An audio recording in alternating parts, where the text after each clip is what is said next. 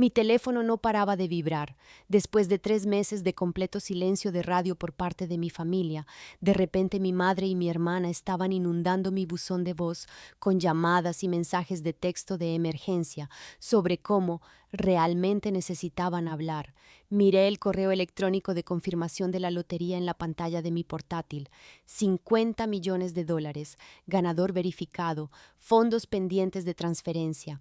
La ironía no se me escapó. Mi pareja, Alex, se asomó por encima de mi hombro a las interminables llamadas perdidas y susurró: «No contestes. Algo anda muy, muy mal aquí». No tenía idea de cuánta razón tenía. 5 horas después, descubriría que mis padres habían perdido su casa y se enfrentaban a la bancarrota, y de repente sus desesperados intentos de reconectar con su hija, Decepción, cobraron todo el sentido. Antes de continuar con la historia, por favor suscríbete. Necesito alcanzar los 1000 suscriptores para poder seguir trayéndote historias como esta cada día. Para ti es solo un clic, pero para mí significa mucho. De pequeña, yo era el vertedero emocional y la solucionadora de problemas designada de la familia, mientras que mi hermana Sara disfrutaba del protagonismo de ser la hija predilecta. Cuando Sara necesitó dinero para la universidad, mamá y papá liquidaron su fondo de jubilación sin dudarlo. Cuando yo necesité ayuda con la matrícula, me sugirieron que explorara opciones de préstamos y aprendiera responsabilidad financiera. La carrera de arte de Sara era seguir su pasión, pero mi práctico programa de enfermería era conformarse con la mediocridad. Cada reunión familiar se convertía en un tribunal donde mis decisiones de vida eran diseccionadas y consideradas deficientes. «¿Cuándo vas a encontrar a alguien agradable y sentar la cabeza?», preguntaba mamá, generalmente justo cuando entraba por la puerta. «No te estás volviendo más joven, cariño», intervenía papá entre bocados de la cena que inevitablemente terminaba cocinando yo, porque Sara estaba demasiado estresada por su último proyecto creativo. Las fiestas eran lo peor. La cena de Navidad parecía un interrogatorio donde mi soltería era el principal crimen bajo investigación.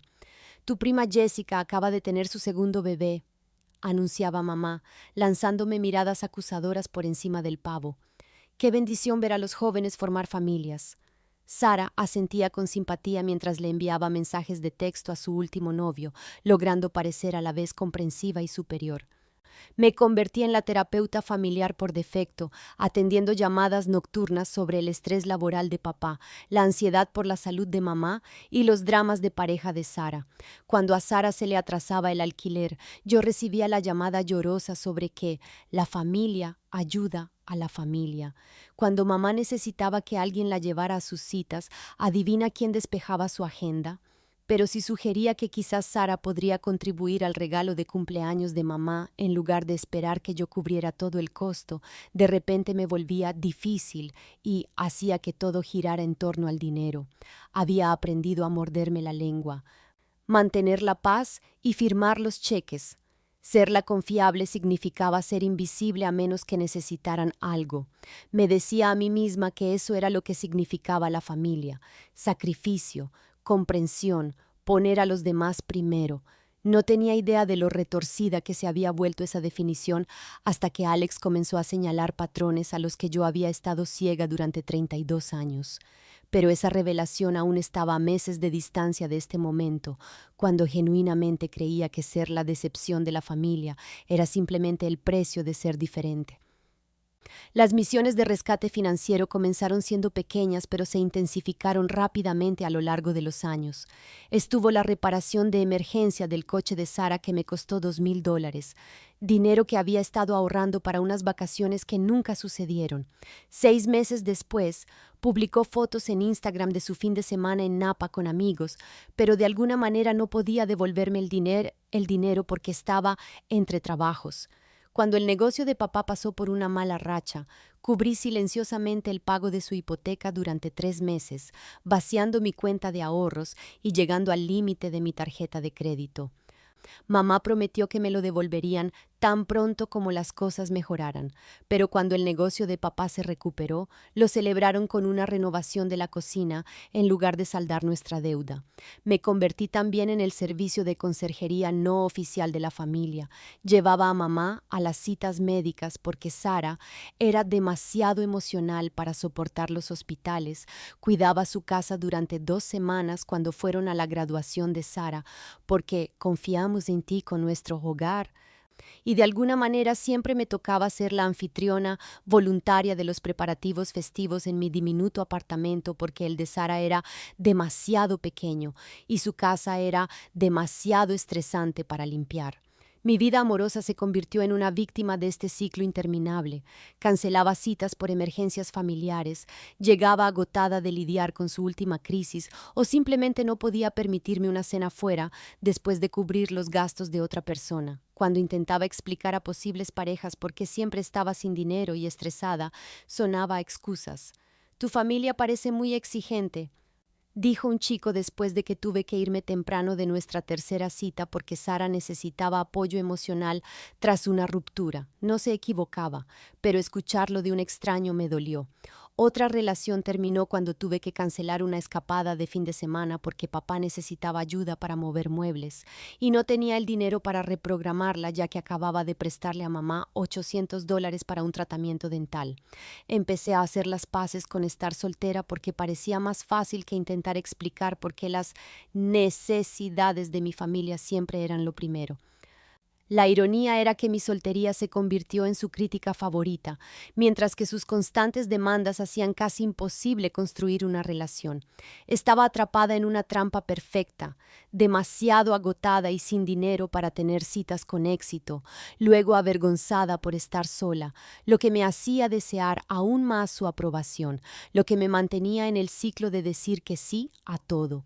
Nunca se me ocurrió que esto no era una dinámica familiar normal, hasta que llegó Alex y empezó a hacer preguntas incómodas sobre por qué siempre estaba estresada y nunca tenía dinero a pesar de trabajar a tiempo completo como enfermera. Conocí a Alex en el hospital donde trabajaba. Era fisioterapeuta en el ala de rehabilitación y nos cruzábamos constantemente durante los traslados de pacientes. Lo que comenzó como conversaciones amistosas con un café se convirtió gradualmente en algo más profundo, aunque lo mantuve en secreto durante meses. No porque me avergonzara de Alex, sino porque había aprendido que traer a alguien nuevo a mi familia significaba someterlo a interrogatorios, críticas y, en última instancia, a la decepción cuando inevitablemente tuviera que elegir entre ellos y otra crisis familiar. Alex era diferente a cualquiera con quien había salido antes, tranquilo, observador y genuinamente interesado en mis pensamientos y sentimientos en lugar de simplemente tolerarlos. La primera vez que tuve que cancelar nuestros planes porque Sara necesitaba que la llevara a ver lugares para su boda, Alex no se enojó ni se frustró. En cambio, preguntó, ¿acaso no tiene coche? Cuando le expliqué que sí, pero que estaba demasiado ansiosa para conducir en la ciudad, hizo una pausa reflexiva y dijo, «Qué interesante. ¿Con qué frecuencia se acomoda tu ansiedad de esa manera?» La pregunta me golpeó como una bofetada. Nunca había considerado que mis sentimientos pudieran merecer la misma consideración que yo automáticamente le daba a mi familia. Cuando mamá llamó durante una de nuestras citas, sollozando por el último drama laboral de papá y necesitando que la calmara de su espiral de pánico, me disculpé con Alex y me aparté para manejar la crisis. Regresé 20 minutos después esperando encontrar molestia, pero en su lugar dijo suavemente, «Parecías agotada incluso antes de contestar esa llamada. ¿Con qué frecuencia ocurre esto?» Fue entonces cuando se abrieron las compuertas. Me encontré contándole a Alex sobre las constantes peticiones financieras, el trabajo emocional, la forma en que cada conversación de alguna manera se convertía en lo que yo no estaba haciendo bien.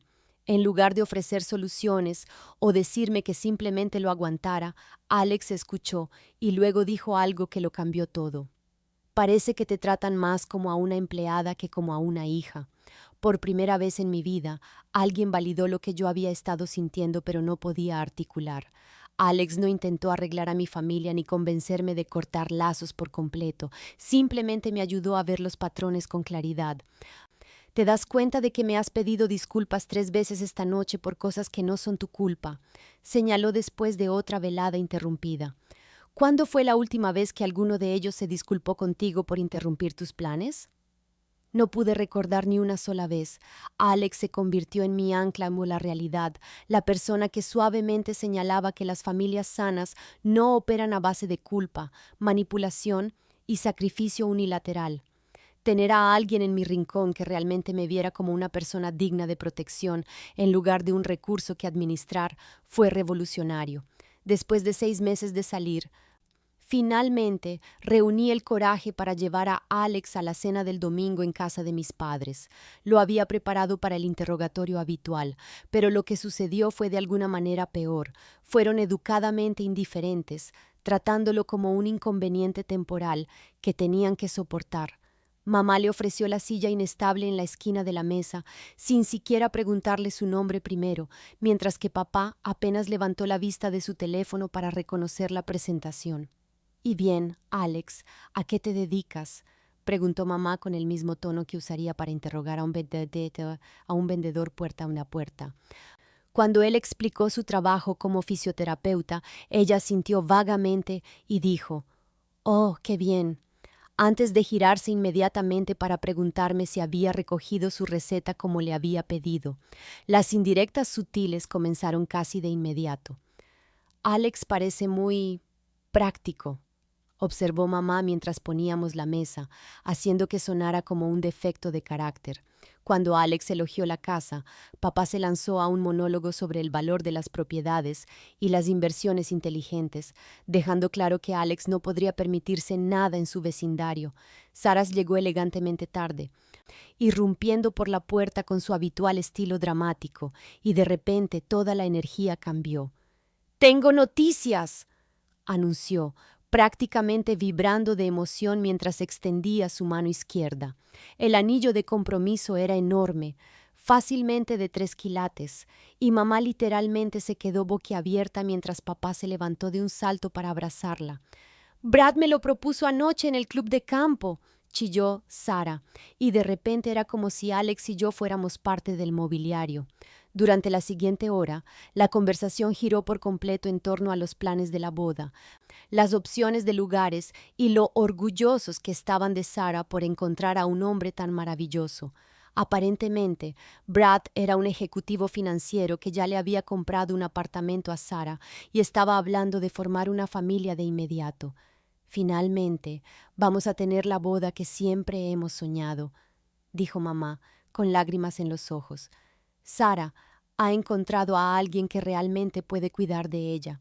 La implicación quedó flotando en el aire como humo. Vi cómo la mandíbula de Alex se tensaba mientras papá sacaba su teléfono para mostrar el perfil de LinkedIn de Brad, presumiendo de su salario y sus conexiones. Cuando Sara mencionó que estaban pensando en una boda de destino en Italia, mamá comenzó a planificar cómo podrían ayudar con los costos. La misma mujer que me había dicho que explorara opciones de préstamos para la universidad ya estaba hablando de liquidar inversiones para la boda de ensueño de Sara. Alex y yo nos fuimos temprano, con la excusa de que yo tenía que trabajar a la mañana siguiente, pero en realidad porque no podía soportar un minuto más viendo a mi familia adorar en el altar del éxito de Sara mientras trataban mi relación como una fase vergonzosa que, con suerte, superaría pronto. La llamada llegó 2 semanas antes de Acción de Gracias. La voz de mamá tenía ese tono artificialmente dulce que usaba cuando daba malas noticias que intentaba presentar como razonables. «Cariño, quería hablar contigo sobre la Navidad de este año», comenzó, y yo ya sabía que no me iba a gustar lo que venía después. Sara y Brad han pedido una celebración más íntima, solo parejas, ¿sabes? Quieren empezar a establecer sus propias tradiciones familiares. Las palabras me golpearon como una bofetada. Después de 32 años de Navidades familiares, de repente no era bienvenida porque estaba soltera. «¿Qué quieres decir con solo parejas?», pregunté, tratando de mantener la voz firme. «Bueno, solo seremos tu padre y yo, Sara y Brad. Una velada agradable y tranquila para los 4. La matemática era simple y brutal. Yo no contaba porque no tenía el estado civil adecuado. De hecho, mamá, estoy saliendo con alguien. Podría llevar a Alex». Hubo una pausa que se alargó demasiado, y cuando volvió a hablar su tono había cambiado a una irritación apenas disimulada. Oh, cariño, ya lo hemos planeado todo para un número específico. Sería muy incómodo cambiar toda la cena ahora. Además, ya sabes cómo se pone Sara con los cambios de última hora con todo el estrés de la boda. No podía creer lo que estaba escuchando. La misma mujer que habitualmente añadía a vecinos y parientes lejanos a las cenas festivas de repente se preocupaba por el número exacto de comensales. No tuviste ningún problema en añadir a Brad a la Navidad, señalé. Eso es diferente, dijo rápidamente. Él es el prometido de Sara. Esto es serio. Tú solo llevas saliendo con este tal Alex unos pocos meses. 6 meses en realidad, pero ¿quién llevaba la cuenta? Además, continuó, su voz adoptando ese tono condescendiente que tan bien conocía, ¿no sería mejor pasar las fiestas conociendo sin toda la presión familiar? Podríais tener vuestra propia pequeña celebración. El desaire era total. No solo me estaban desinvitando, sino que estaban minimizando mi relación como si fuera una aventura casual que no merecía reconocimiento familiar. Entiendo si estás decepcionada, añadió mamá, sin sonar como si lo entendiera en absoluto, pero la felicidad de Sara es muy importante en este momento. Este es un momento muy especial para ella. Como siempre, los sentimientos de Sara importaban más que los míos. La relación de Sara era más válida que la mía. La felicidad de Sara valía mi exclusión. Colgué, sintiéndome como si me hubieran dado un puñetazo en el estómago, pero Alex simplemente me abrazó mientras lloraba y dijo en voz baja: «Ahora sabes exactamente cuál es tu lugar con ellos. La pregunta es, ¿qué vas a hacer al respecto?». 3 días después de la conversación de solo parejas íntimas, la historia de Instagram de Sara destrozó la mentira por completo. Había publicado un video en Boomerang de sí misma escribiendo las invitaciones de boda con la leyenda: «Qué ganas de que todos conozcan a Brad en Navidad. Va a ser una celebración súper divertida con toda la familia». Hice una captura de pantalla con las manos temblorosas y revisé sus publicaciones recientes. Había fotos de ella comprando decoraciones para la fiesta, una encuesta pidiendo a sus seguidores que votaran por opciones de aperitivos y una foto de una lista de invitados que pude ver parcialmente. Incluía a mi tía y mi tío de Portland, a mis primos e incluso a amigos de la familia que no había visto en años. La celebración íntima para 4 era en realidad una fiesta navideña masiva en la que yo era el único miembro de la familia no invitado. Sentí que iba a vomitar. Alex me encontró llorando en el sofá, con el teléfono en mi regazo, mirando la evidencia de la traición de mi familia. «Me mintieron», le dije, mostrándole las capturas de pantalla. «No es solo para parejas, es para todos, excepto para mí». Alex estudió las imágenes en silencio y luego se sentó a mi lado. «Esto no fue un malentendido o una falta de comunicación», dijo suavemente. «Fue una elección deliberada para excluirte y luego mentir sobre el porqué. La verdad era mucho peor de lo que había imaginado. No solo me habían desinvitado, sino que habían elaborado un engaño para que su rechazo sonara razonable». Mamá había practicado ese discurso sobre el deseo de intimidad de Sara, sabiendo perfectamente que estaban planeando la reunión navideña más grande en años. «¿Pero por qué?», pregunté, aunque ya sabía la respuesta. «Porque no encajas en su narrativa», dijo Alex. «No eres la historia de éxito que quieren presumir, no estás casada con alguien rico, no les estás dando nietos, no los estás haciendo quedar bien con sus amigos». Hizo una pausa, eligiendo sus palabras con cuidado. «Esto ya no es falta de consideración o favoritismo, esto es abuso emocional. Están usando la exclusión como castigo por no ser quien ellos quieren que seas». La palabra abuso me cayó como un balde de agua fría. Siempre había minimizado su comportamiento como favoritismo o falta de consideración, pero Alex tenía razón. Las familias normales no mienten para excluir a sus miembros. Las familias normales no usan las festividades como armas. Las familias normales no te castigan por estar soltera fingiendo que no existes.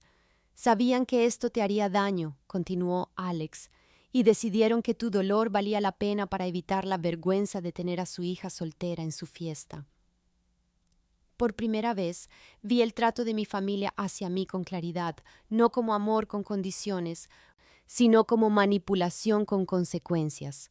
El día después de descubrir las mentiras de Sara en Instagram, pasaba por la tienda de la esquina cerca de mi apartamento cuando vi el letrero de la lotería parpadeando: bote de $50 millones esta noche.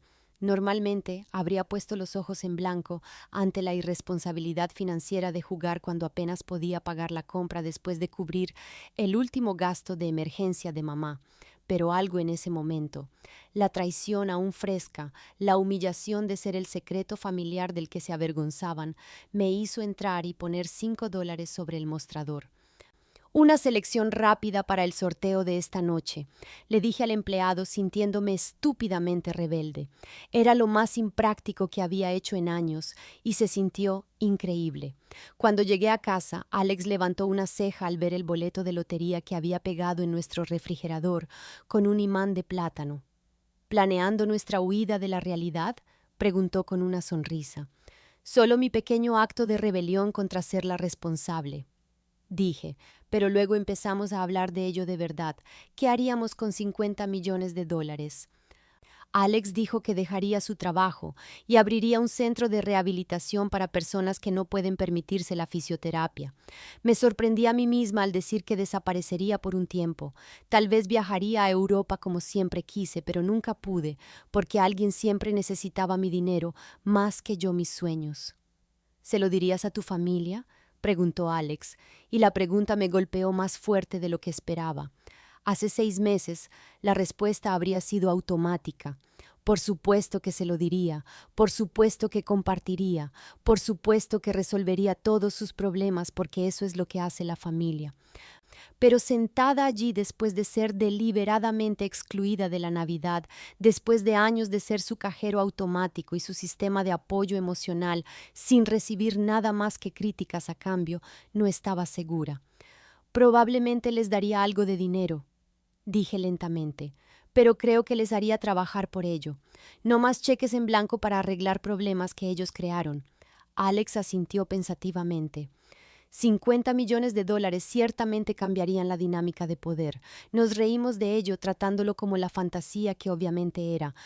Pero esa noche me sorprendí mirando el boleto e imaginando cómo se sentiría no necesitar más su aprobación. Tener suficiente dinero para que su manipulación financiera no pudiera tocarme. Poder decir no sin preocuparme por ser completamente excluida. Era solo un estúpido boleto de lotería, un acto de rebeldía de $5, pero representaba algo más grande. La primera grieta en mi patrón de toda la vida de poner sus necesidades por delante de mi propio respeto. 2 semanas después, estaba preparando café antes de mi turno de la mañana cuando recordé el boleto de lotería todavía pegado a nuestro refrigerador. El sorteo había sido el sábado por la noche y lo había olvidado por completo con el estrés del trabajo y el drama familiar en curso. Busqué los números ganadores en mi teléfono mientras revolvía la crema en mi taza, más por curiosidad que por una esperanza real. El primer número coincidía. Coincidencia. El segundo número coincidía. Extraño. Al tercer número coincidente, mi mano comenzó a temblar. El cuarto acierto me hizo sentarme de golpe en una silla de la cocina. Cuando el quinto número coincidió, pensé que estaba sufriendo un derrame cerebral. Miré la pantalla de mi teléfono, luego el boleto y de nuevo mi teléfono.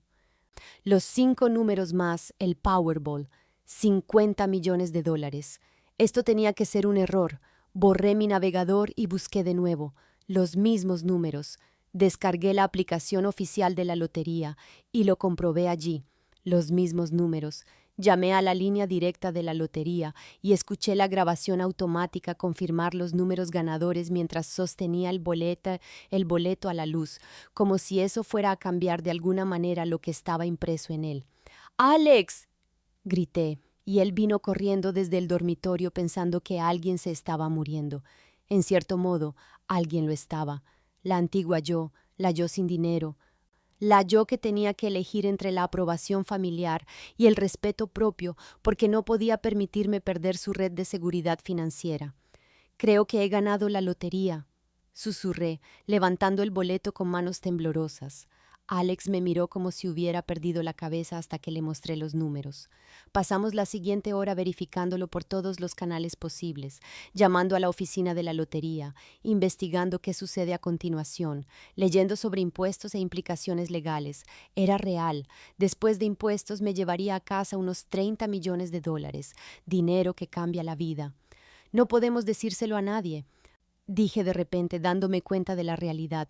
Todavía no, no hasta que averigüemos qué significa esto. Alex asintió de inmediato. Tu familia se volverá loca cuando se entere. Eso era exactamente lo que temía, o quizás lo que esperaba. Por primera vez en mi vida, tenía algo que ellos querían más de lo que podían manipularme para conseguirlo. Tenía el poder. La pregunta era, ¿qué iba a hacer con él? Nos sentamos en nuestra pequeña cocina sosteniendo un trozo de papel que valía más dinero del que podía comprender adecuadamente, y sentí algo que nunca antes había experimentado, una libertad total de no necesitar nada de nadie. Era aterrador, estimulante y absolutamente embriagador. Llamé al trabajo para decir que estaba enferma el lunes después de confirmar el premio, alegando una gripe fuerte que me mantendría fuera al menos una semana. En realidad, pasé ese tiempo reuniéndome con asesores financieros, especialistas en impuestos y abogados, aprendiendo a gestionar la riqueza repentina de manera responsable. La ironía no se me escapó. Después de años de que mi familia criticara mis decisiones financieras, ahora estaba sentada en salas de conferencias con personas que gestionaban el dinero de celebridades y ejecutivos de tecnología. Establecí fideicomisos, abrí cuentas de inversión y creé un plan que aseguraría que este dinero durara generaciones si se gestionaba adecuadamente. La asesora financiera, Patricia, era una mujer práctica y directa de unos 50 años que había visto a muchos ganadores de lotería destruir sus vidas. El mayor error que comete la gente es contárselo a todo el mundo de inmediato, advirtió. El dinero cambia todas las relaciones que tienes, y generalmente no para mejor. Tómate tu tiempo para decidir en quién puedes confiar. Mientras tanto, mi familia mantenía su silencio de radio posterior a la Navidad. Mamá envió un mensaje genérico de Feliz Año Nuevo, que se sintió más como una obligación que como un sentimiento genuino. Sara publicó historias de Instagram de su viaje de esquí con Brad, financiado con el dinero del regalo de compromiso que mamá y papá les habían dado. Los mismos padres que siempre estaban demasiado arruinados para ayudarme de alguna manera, estaban financiando las vacaciones de lujo de mi hermana. Por primera vez, observé sus patrones con ojos claros en lugar de a través de la niebla de la lealtad familiar desesperada. Papá se quejaba constantemente del dinero, pero siempre encontraba fondos para las emergencias de Sara. Mamá me culpaba por las obligaciones familiares sin esperar nunca lo mismo de su hija predilecta. Me habían entrenado para creer que pedir justicia era egoísta, que señalar los dobles raseros era dramático, que desear un respeto básico era exigir demasiado. Pero ahora, sentada en la oficina de mi abogado revisando documentos de fideicomisos por valor de más dinero del que mis padres verían en 5 vidas, su manipulación se sentía más pequeña de alguna manera. Habían pasado décadas haciéndome sentir que necesitaba su aprobación para tener valor, que estar soltera me hacía incompleta, que mis problemas financieros eran defectos de carácter. Ahora me daba cuenta de que habían estado proyectando sus propias inseguridades en mí, mientras usaban mi culpa y mi naturaleza complaciente para apuntalar sus egos y sus cuentas bancarias. El silencio de radio que una vez me habría sumido en una espiral de dudas, ahora se sentía como un regalo. Por primera vez en mi vida adulta, era libre de tomar decisiones sin considerar cómo afectarían el humor, el presupuesto o la opinión de mi familia sobre mí. Era embriagador, aterrador y absolutamente liberador. A principios de enero, mi prima Emma publicó su álbum de fotos de Navidad y cometí el error de revisarlo durante mi hora de almuerzo. Lo que vi hizo que mi presión arterial se disparara tan violentamente que tuve que salir a tomar aire. La reunión de solo parejas íntimas había sido una fiesta masiva, al menos 30 personas abarrotadas en el salón de mis padres, familiares lejanos que no había visto en años, amigos de la familia, vecinos, incluso la compañera de cuarto de la universidad de Sara. Todos estaban allí excepto yo, pero la foto que me provocó náuseas físicas fue la de la mesa del comedor. Allí, entre mi tía y mi primo Mark, había una silla vacía con un cartel escrito a mano pegado en el respaldo que decía: «Para nuestro miembro de la familia ausente». Emma incluso me había etiquetado en la foto con un emoji llorando y la leyenda: «Te echamos mucho de menos. Espero que te sientas mejor». La genialidad manipuladora de aquello era asombrosa. Habían creado una narrativa pública en la que yo era el miembro ausente de la familia, que había elegido no asistir, mientras ellos eran los parientes amorosos que, de todos modos, me habían guardado un sitio. Cualquiera que viera esa foto pensaría que yo era el problema, la hija desagradecida que no se molestó en aparecer por Navidad. Los comentarios de parientes que apenas conocía eran aún peores. Qué triste cuando la familia no puede dejar de lado las diferencias en las fiestas, y rezando por la sanación en su familia. Mi madre había orquestado esto a la perfección. Me había excluido, había mentido sobre el porqué y luego había convertido mi ausencia en un arma de culpa y una campaña de relaciones públicas. La silla vacía no lamentaba mi ausencia, publicitaba mi fracaso en ser el miembro de la familia que ellos querían. Hice capturas de pantalla de todo y se lo envié a Alex, quien me llamó de inmediato. «Esto es guerra psicológica», dijo, con la voz tensa de ira. «Están tratando de hacerte sentir culpable por algo que ellos te hicieron». Por una vez, no me sentí culpable. Me sentí furiosa, sentada en mi coche fuera del hospital donde trabajaba, mirando fotos de una celebración familiar de la que había sido deliberadamente excluida. Sentí que algo cambiaba permanentemente dentro de mí. Estas personas habían pasado la Navidad bebiendo y riendo, mientras me avergonzaban públicamente por no estar allí. Habían convertido mi dolor en su arte escénico. Me di cuenta de que ahora no solo tenía dinero, tenía claridad, y por primera vez en mi vida estaba más enojada con ellos que conmigo misma. Esa silla vacía los iba a perseguir mucho más a ellos que a mí, especialmente cuando descubrieran lo que yo había estado haciendo mientras ellos jugaban sus juegos. Enero trajo una serie de cambios sutiles pero reveladores en el comportamiento de mi familia. Papá empezó a llamar de la nada, algo que nunca había hecho en mi vida adulta. Las conversaciones eran torpemente casuales, como si estuviera leyendo un guión. «Solo quería ver cómo estabas, hija», decía, y luego de alguna manera introducía comentarios sobre tiempos difíciles en la empresa y cómo la economía está golpeando muy duro a los pequeños negocios. Nunca antes me había hablado de su trabajo. Había aprendido más sobre sus problemas empresariales en 3 llamadas telefónicas que en la década anterior. El enfoque de mamá era diferente pero igualmente transparente. Después de meses de tratarme como si no existiera, de repente quería ponernos al día y reconectar como madre e hija. Me enviaba mensajes de texto preguntando por mi trabajo, mi salud, mis planes, con un entusiasmo que parecía actuado en lugar de genuino. «Sé que no hemos hablado mucho últimamente, dijo durante una conversación forzada, pero he estado pensando en lo importante que es la familia, especialmente en tiempos difíciles». La frase «tiempos difíciles» seguía apareciendo en cada interacción, pero el comportamiento de Sara fue el más revelador de todos. Mi hermana, que apenas había reconocido mi existencia en las redes sociales durante años, de repente se convirtió en mi mayor fan en línea. Empezó a darle me gusta a cada publicación que hacía en Instagram, comentando con corazones y mensajes de «te extraño» en fotos de hacía meses. Incluso compartió una foto antigua de nosotras de niñas con una leyenda sobre el amor de hermanas, que parecía un intento de reconstruir una relación que nunca había existido realmente. Cuando publiqué una foto del almuerzo que Alex y yo tomamos después de una caminata, Sara comentó de inmediato: «¡Qué monos sois! Deberíamos quedar todos pronto», dicho por la mujer que apenas le había dirigido la palabra a Alex en la cena y había pedido específicamente que no lo invitaran a Navidad. La desesperación se estaba volviendo obvia, pero todavía intentaban ser sutiles al respecto. Aún no había peticiones directas de dinero, solo una campaña coordinada para restablecer la conexión emocional y recordarme los lazos familiares. Estaban sentando las bases, tanteando el terreno, viendo si yo seguía siendo la misma ingenua que extendía cheques para mantener la paz. Lo que no sabían era que yo estaba observando su actuación con $30 millones en el banco y una perspectiva completamente diferente sobre la lealtad familiar. Respondí educadamente a sus acercamientos, pero no mordí el anzuelo. Tenía curiosidad por ver cuánto tiempo mantendrían esta farsa antes de que la verdadera desesperación saliera ahí a la luz. Para febrero, el enfoque sutil fue abandonado por completo.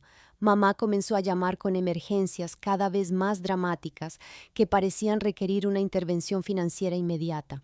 Primero, fue su coche.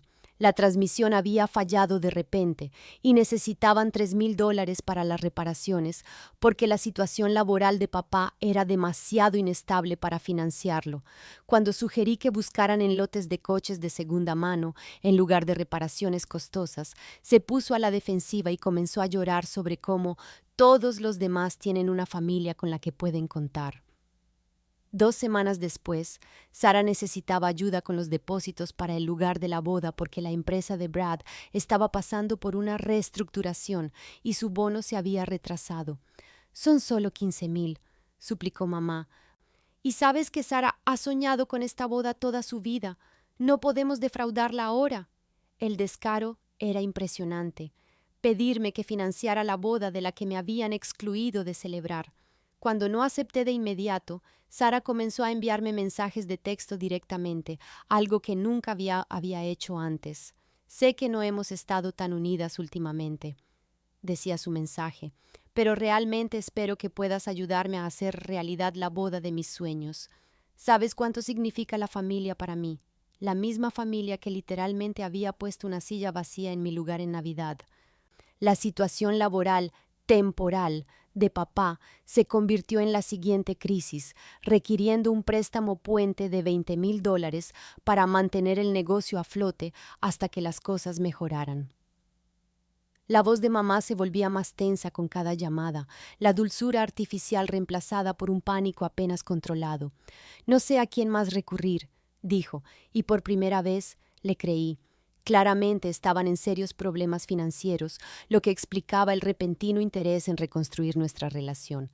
Las solicitudes siguieron aumentando, los arreglos del vestido de Sara, el seguro del negocio de papá, las facturas médicas de mamá que no estaban completamente cubiertas. Cada llamada venía con explicaciones cada vez más elaboradas sobre por qué no podían manejarlo ellos mismos y recordatorios cada vez más cargados de culpa sobre las obligaciones familiares. «Siempre has sido tan responsable con el dinero», dijo mamá durante una conversación particularmente desesperada. «Y sabemos que tienes ese buen trabajo de enfermera. ¿Seguro que podrías ayudarnos a superar esta mala racha?» No tenían idea de que su hija, responsable, estaba sentada sobre más dinero del que verían en varias vidas. Observándolos realizar esta danza cada vez más frenética de manipulación y desesperación, una parte de mí quería terminar con su sufrimiento de inmediato, pero una parte más grande de mí quería ver exactamente hasta dónde llegarían antes de decir la verdad sobre su situación. En marzo, mi cuidadosa fachada comenzó a resquebrajarse cuando mi prima Emma le mencionó a mi tía que había oído que yo había estado de baja por enfermedad en el trabajo durante semanas. En los pueblos pequeños se habla, y de alguna manera esta información llegó a oídos de mi madre, quien llamó de inmediato con un pánico apenas disimulado en su voz. «Emma dijo que llevas casi 2 meses sin trabajar», dijo sin siquiera saludarme. «¿Estás bien? ¿Perdiste tu trabajo?» Podía oír los cálculos que hacía en tiempo real. Si estaba desempleada, su red de seguridad financiera acababa de desaparecer. Cuando le expliqué que había tomado una baja prolongada por estrés y estaba considerando mis opciones, el tono cambió drásticamente. En lugar de preocupación por mi bienestar, recibí un sermón sobre la responsabilidad y las malas decisiones de vida. «Esto es exactamente lo que temía», dijo mamá, con la voz afilada por la frustración. «No puedes simplemente dejar de trabajar porque estás estresada. Cariño, así no funciona el mundo real». La ironía era asombrosa. La misma mujer que me había estado suplicando dinero durante meses ahora me regañaba por ser financieramente irresponsable. Papá llamó más tarde ese día para unirse. «Tu madre está muy preocupada por ti». dijo, aunque su tono sugería que estaba más preocupado por sus propios problemas que por mi bienestar. No puedes simplemente abandonar un buen trabajo porque tienes algunos problemas personales. Tienes que pensar en tu futuro. El enfoque de Sara fue diferente, pero igualmente cruel. Empezó a hacer comentarios pasivo-agresivos en las redes sociales sobre la gente que se rinde cuando las cosas se ponen difíciles y a publicar citas inspiradoras sobre la perseverancia en tiempos difíciles. Como no respondí, llamó directamente. «Estoy muy preocupada por ti», dijo, sin sonar preocupada en absoluto. «Todo esto del desempleo parece muy irresponsable, especialmente cuando hay miembros de la familia que cuentan contigo». Ahí estaba la admisión de que habían estado contando conmigo financieramente, expresada como una crítica por no estar disponible para ser utilizada. La parte más retorcida fue que, incluso mientras me llamaban irresponsable y desempleada, todavía esperaban que les ayudara con sus emergencias. Mamá llegó a preguntarme si podía encontrar alguna manera de ayudar con la crisis del negocio de papá, sugiriendo que pidiera préstamos o le pidiera dinero a Alex. Querían avergonzarme por estar sin dinero mientras, simultáneamente, esperaban que financiara su estilo de vida. Era manipulación y gaslighting en su máxima expresión. Hacerme sentir culpable por problemas que no tenía mientras exigían soluciones que supuestamente no podía proporcionar. Verlos revelar su verdadera naturaleza tan completamente casi valió los meses de engaño. La llamada llegó un jueves por la tarde a finales de marzo, y supe por el primer sollozo de mamá que la farsa finalmente había terminado. «Cariño, necesito decirte algo», comenzó, con la voz ahogada por lágrimas que sonaban genuinas por primera vez en meses. «Vamos a perder la casa». Toda la historia salió a borbotones entre sollozos ahogados y respiraciones de pánico. Papá había perdido su trabajo hacía 6 meses, pero había sido demasiado orgulloso para admitirlo. Habían estado viviendo de tarjetas de crédito y préstamos sobre el capital de la vivienda, pensando que encontraría algo rápidamente. Mientras tanto, papá había estado tomando decisiones de inversión cada vez más desesperadas, tratando de recuperar el déficit rápidamente, invirtiendo sus ahorros restantes en criptomonedas y acciones de bajo valor que se habían desplomado espectacularmente. Llevaban 3 meses de retraso en la hipoteca, con las tarjetas de crédito al máximo, y se enfrentaban a la ejecución hipotecaria en 60 días. «No sé qué vamos a hacer», lloró mamá. «Nunca hemos estado en una situación como esta. Podríamos perderlo todo, la casa, nuestro crédito, toda nuestra vida». Luego vino la petición, lanzada con toda la fuerza de 30 años de manipulación practicada. «Sé que estás pasando por tus propios problemas ahora con la situación laboral, pero eres la única que podría ayudarnos. Podrías sacar algún tipo de préstamo. Tu crédito es bueno y los bancos confían en las enfermeras. Quizás un préstamo personal de 50,000. Podríamos devolvértelo en cuanto papá encuentre trabajo». Cuando dudé, las armas emocionales salieron con toda su fuerza. «La familia ayuda y a la familia, cariño. Eso es lo que hacemos. Tu padre y yo sacrificamos todo por ti y por Sara. Pagamos tu universidad, te apoyamos durante la escuela de enfermería, te dimos un lugar al que volver cuando lo necesitabas». Nada de eso era cierto, pero estaba llorando demasiado como para preocuparse por los hechos. «No puedo creer que tenga que pedirle esto a mi propia hija», continuó, su voz volviéndose más aguda. «Pero, ¿qué otra opción tengo? Sara y Brad están empezando, no pueden ayudar. Eres la única con una carrera estable y buen crédito». Luego vino el golpe final. «¿Cómo puedes ser tan egoísta cuando tus propios padres están a punto de quedarse sin hogar? ¿Es ese realmente el tipo de persona que quieres ser?». Me senté en mi cocina, escuchando a mi madre rogarme que destruyera mi crédito para arreglar problemas que me había ocultado durante meses, mientras 30 millones de dólares reposaban en cuentas de inversión de las que ella no sabía nada. La manipulación era tan de manual que casi resultaba impresionante, pero por primera vez en mi vida no estaba cayendo en la trampa. Respiré hondo y tomé una decisión que habría sido imposible hace 6 meses. «Mamá, antes de hablar de dinero, necesito preguntarte algo. ¿Por qué no fui invitada a Navidad?». El llanto se detuvo abruptamente. Hubo una larga pausa. Luego su voz regresó, significativamente menos llorosa. «¿Qué tiene que ver eso con nada? Estamos a punto de perder nuestra casa y tú sacas a relucir la Navidad.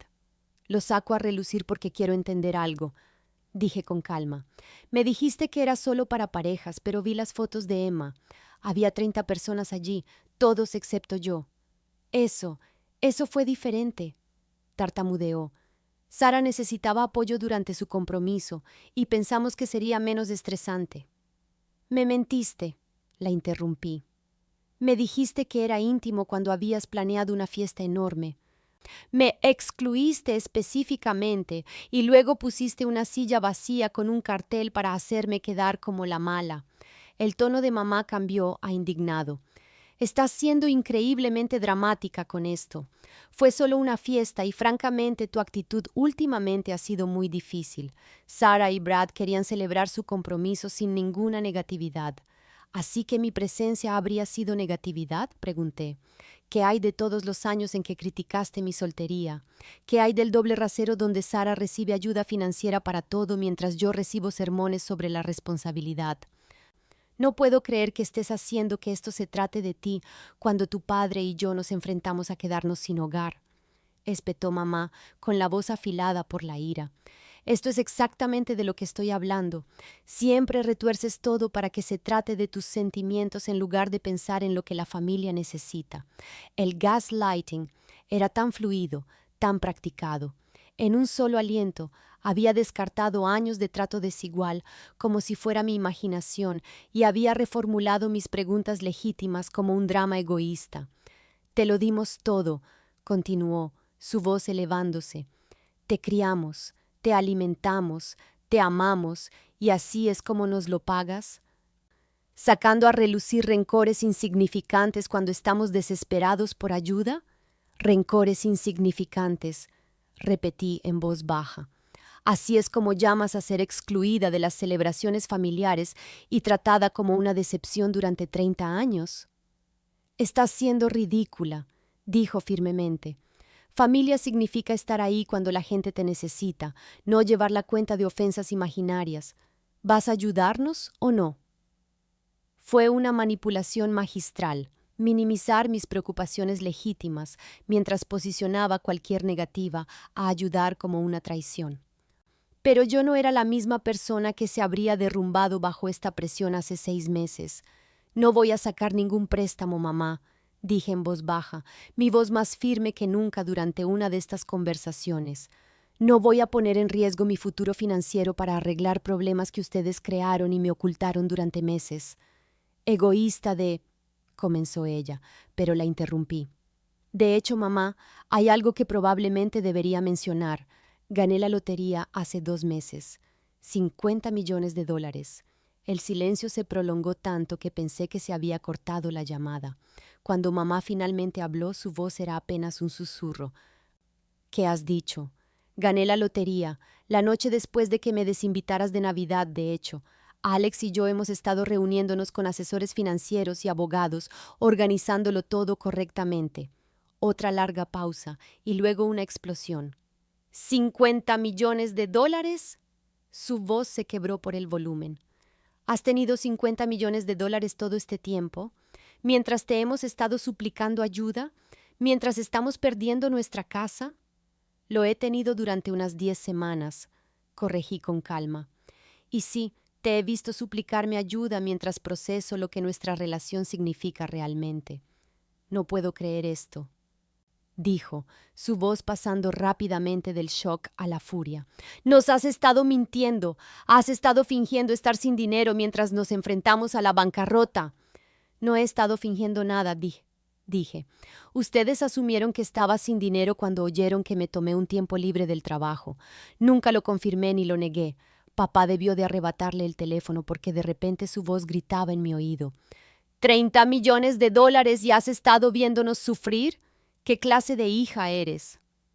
La clase que necesitaba ver quiénes eran realmente, respondí. La clase que quería entender qué significaba realmente la familia para ustedes. Esto es una locura, se oyó la voz de mamá de fondo. Devuélvenos el teléfono. Tenemos que hablar de esto como es debido. Tienes que ayudarnos inmediatamente. Somos familia. La palabra familia, que había sido utilizada para culparme durante años, ahora sonaba exactamente a lo que era, un término transaccional. No llamaban porque me quisieran o me extrañaran o quisieran reconstruir nuestra relación. Llamaban porque necesitaban mi dinero y ahora sabían cuánto dinero era. Esto es lo que estoy dispuesta a hacer, dije, interrumpiendo los gritos de papá. Pagaré su hipoteca y cubriré los gastos básicos de subsistencia durante 6 meses mientras se recuperan. Pero no voy a financiar el estilo de vida que los metió en este lío y no voy a pagar la boda de destino de Sara. La línea se quedó en silencio, salvo por respiraciones pesadas. ¿Qué quieres decir con que no pagarás la boda? La voz de mamá era peligrosa ahora, como si hubiera cometido algún pecado imperdonable. Quiero decir que la boda de Sara es un lujo, no una necesidad. ¿Quieren que los saque de la bancarrota para que puedan organizar una fiesta de $100,000? Eso no va a suceder. Es tu hermana, explotó papá. Es la boda de sus sueños. ¿Cómo puedes ser tan cruel? De la misma manera que ustedes pudieron excluirme de la Navidad, respondí con ecuanimidad. De la misma manera que pudieron mentirme a la cara diciendo que era solo para parejas. De la misma manera que pudieron poner una silla vacía para avergonzarme públicamente mientras planeaban la fiesta más grande del año. ¿Vas a echarnos en cara un error para siempre?, exigió mamá. Cuando estamos desesperados y necesitamos ayuda. No fue un error, mamá. Han sido 30 años de errores, 30 años de tratarme como un plan B mientras Sara obtiene el papel principal. No voy a recompensar ese patrón con millones de dólares. Sara debió de arrebatar el teléfono porque de repente me estaba gritando. ¡Zorra vengativa! No puedo creer que arruinarías mi boda porque estás celosa. Este es mi único día especial. Tu día especial al que no fui lo suficientemente buena para asistir, le recordé. Tu día especial que esperas que financie después de excluirme de la celebración de compromiso. Somos tu familia. Papá estaba de nuevo al teléfono. Si no nos ayudas, te arrepentirás de esto para siempre. No volveremos a hablarte nunca más. ¿Es eso una amenaza o una promesa?, pregunté. El silencio que siguió fue ensordecedor. Estás cometiendo un gran error, dijo mamá finalmente, con la voz fría como el hielo. No vengas arrastrándote a nosotros cuando te des cuenta de que el dinero no puede comprarte una familia. Tienes razón, dije.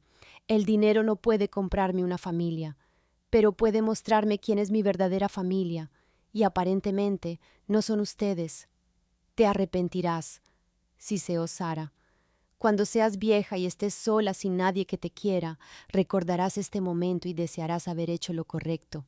Estoy haciendo lo correcto, dije. Finalmente me estoy poniendo a mí primero. Colgué e inmediatamente bloqueé todos sus números. El silencio en mi cocina se sintió como la libertad. En una semana, la campaña de difamación familiar estaba en pleno apogeo. Mi tía llamó para decirme que estaba decepcionada de cómo estaba abandonando a la familia en su momento de necesidad. Aparentemente mamá había tergiversado la historia para hacerme parecer una avara sin corazón que acaparaba millones mientras sus padres se enfrentaban a la falta de vivienda. Según su versión, me había negado cruelmente a ayudar con necesidades básicas y estaba castigando a Sara por tener éxito. La manipulación era magistral. Habían omitido convenientemente la exclusión de Navidad, los años de trato desigual y el hecho de que había ofrecido pagar su hipoteca y sus gastos de subsistencia. Las redes sociales se convirtieron en un campo de batalla. Sara publicó una serie de historias descorazonadas sobre tener que reducir los sueños de su boda, porque algunas personas valoran más el dinero que los lazos familiares. Nunca me mencionó por mi nombre, pero el mensaje era claro para cualquiera que conociera nuestra situación. Parientes lejanos comenzaron a comentar con apoyo para la pobre Sara y juicios sobre la gente que olvida de dónde viene. Pero no todos se tragaron su narrativa. Mi prima Emma, que había publicado esas fotos de Navidad, me contactó en privado con una larga disculpa. He estado pensando en esa silla vacía desde nuestra conversación, escribió. Fue realmente horrible que te excluyeran y luego hicieran un espectáculo público de tu ausencia. Debería haber dicho algo. Mi tío Mike llamó para confesar que siempre había notado el doble rasero de la familia. Tus padres me han estado pidiendo consejos sobre Sara durante años, pero nunca te mencionan a menos que necesiten que se arregle algo, dijo. No me di cuenta de lo mal que estaba hasta que tu tía me contó lo que realmente sucedió en Navidad. Incluso algunas de las amigas de la universidad de Sara se pusieron en contacto, aparentemente habiendo presenciado años de crueldad casual disfrazada de bromas familiares. Solía burlarse de que estuviera soltera todo el tiempo, admitió una ex compañera de cuarto. Siempre pensé que era extraño lo cruel que podía ser sobre tu vida personal. La familia extendida se estaba dividiendo en bandos, los que creían la historia de víctimas de mis padres y los que finalmente estaban viendo los patrones que habían ignorado durante años. Pero por primera vez en mi vida no me importaba ganar el concurso de popularidad familiar. Tenía a Alex, tenía a unos pocos parientes genuinos que me apoyaban y tenía suficiente dinero para construir la vida que quisiera. Las personas que realmente importaban ya estaban en mi rincón. 6 meses después, el polvo finalmente se ha asentado y, honestamente, no podría estar más feliz con cómo resultó todo. Cumplí mi promesa de ayudar a mis padres a evitar la ejecución hipotecaria, pero con condiciones estrictas. Pagué su hipoteca y establecí una asignación mensual que cubre los gastos básicos de subsistencia, ni más ni menos. Papá tuvo que aceptar un trabajo en Home Depot, algo que aparentemente hirió su orgullo, pero hizo maravillas por su perspectiva sobre el dinero. Mamá tuvo que asistir a sesiones de asesoramiento financiero y demostrar que podía ajustarse a un presupuesto antes de recibir el pago de cada mes. Odian los límites, pero no están sin hogar y están aprendiendo lentamente a vivir dentro de sus medios en lugar de esperar rescates por cada mala decisión. El final de Cuento de Hadas de Sara implosionó espectacularmente cuando Brad descubrió el caos financiero de la familia durante su sesión conjunta de planificación de la boda. Resulta que un ejecutivo financiero no quiere casarse con una familia que oculta la bancarrota y ruega dinero a los parientes. Sara intentó culparme por el compromiso roto, afirmando que yo había arruinado su vida al no financiar su estilo de vida. Pero incluso ella finalmente tuvo que admitir que mentirle a tu prometido sobre la estabilidad financiera de tu familia probablemente no era sostenible a largo plazo. Se mudó de nuevo con nuestros padres y consiguió un trabajo en una empresa de marketing, experimentando la responsabilidad financiera por primera vez en sus 30 años de vida. Alex y yo nos casamos en una pequeña ceremonia rodeados de personas que realmente nos aman y apoyan. Mi tío Mike me llevó al altar. Emma fue mi dama de honor y varios de mis amigos del trabajo llenaron los asientos que habrían sido ocupados por personas que me trataron como un cajero automático durante 3 décadas. Compramos una hermosa casa con una habitación de invitados específicamente para los miembros de la familia que realmente merecen nuestro tiempo y energía. He iniciado un fondo de becas para estudiantes de enfermería de situaciones familiares difíciles, porque ahora entiendo lo que se siente amar a personas que no pueden amarte de vuelta adecuadamente. Mis padres todavía le dicen a la gente que soy egoísta y avara, pero duermo profundamente todas las noches sabiendo que elegí el respeto propio sobre la aprobación familiar. Así que dime honestamente, ¿fui demasiado lejos o no lo suficiente? Házmelo saber en los comentarios.